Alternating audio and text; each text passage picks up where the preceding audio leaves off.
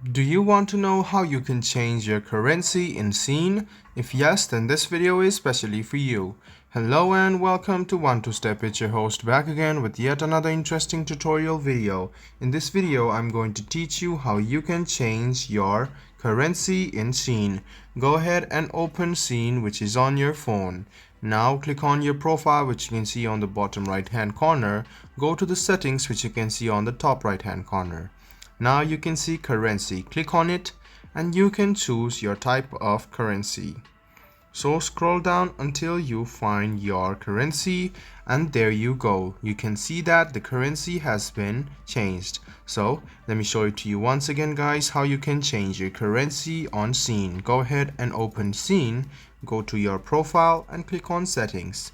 Now click on currency and then you can choose your currency of choice. This way your currency will be changed.